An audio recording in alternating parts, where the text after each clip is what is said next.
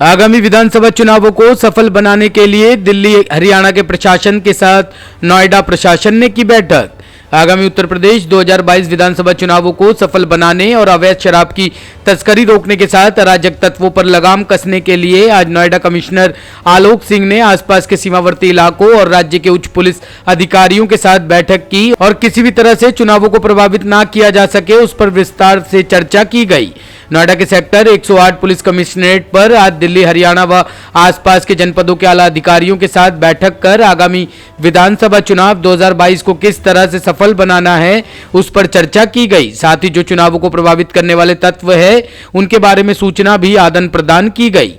Police commissioner Alok Singh ने बताया कि मीटिंग में दिल्ली के 3 डीसीपी, फरीदाबाद और पलवल सहित गाजियाबाद, बुलंदशहर के पुलिस अधिकारियों को बुलाया गया और हरियाणा से भारी मात्रा में चुनावों के दौरान शराब तस्करी पर रोक, अराजक तत्व व चुनावों को प्रभावित करने वाले तत्वों पर कैसे लगाम लगेगी इस पर चर्चा की गई और किसी भी तरह की अनहोनी के चलते उससे कैसे निपटा जाए विस्तार पूर्वक उसकी जानकारी भी आदान प्रदान की गई। देखिए, आगामी चुनावों को लेकर दिल्ली, एनसीआर, हरियाणा और बाकी जो सीमावर्ती क्षेत्र हैं वहाँ के पुलिस अधिकारियों के साथ आज एक ये समन्वय बैठक की गई थी, जिसमें इस पूरे क्षेत्र में जो अपराधी तत्व हैं और ऐसे तत्व जिनके द्वारा इलेक्शन को प्रभावित किया जा सकता है, इनके संबंध में सूचनाओं का आदान प्रदान किया गया। बहुत से ऐसे हमारे पॉइंट्स हैं जहां पर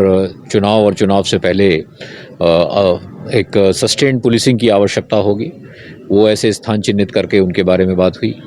हरियाणा के माध्यम से जो कुछ अवैध तस्करी की शिकायतें रहती हैं उसके संबंध में आज विस्तार से उसमें चर्चा हुई और हमारे एसटीएफ के द्वारा जो ऑपरेशंस किए जाते हैं उनके संबंध में जो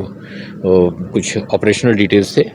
कुछ अपराधियों के बारे में जानकारियां थी, कुछ क्षेत्र ऐसे थे जहां से इन अपराधियों का आवागमन होता है, उन सभी के बारे में आज विस्तार से एक दूसरे के साथ सूचनाओं का आदान प्रदान किया गया और एक ऐसा संस्थागत मैकेनिज्म बनाया गया है कि इलेक्शन और उसके बाद भी इस प्रकार की सूचनाओं को आदान प्रदान करके अपराधियों पर कठोर जो है कार्रवाई की जाए। बैठक में किस किस जिले के अधिकारी सर मौजूद रहे? हाँ, इसमें दिल्ली से 3 डीसीपीज थे, ईस्ट के, साउथ के और उनके ऑपरेशनल, उसके बाद फरीदाबाद के थे, पलवल के थे और बुलंदशहर, हापुड़, गाजियाबाद, ये ऐसे सभी सीमावर्ती जनपद जो थे वहाँ के पुलिस अधिकारी यहाँ मौजूद थे। टॉप स्टोरी ब्यूरो के लिए नोएडा से नितिन चौधरी की रिपोर्ट।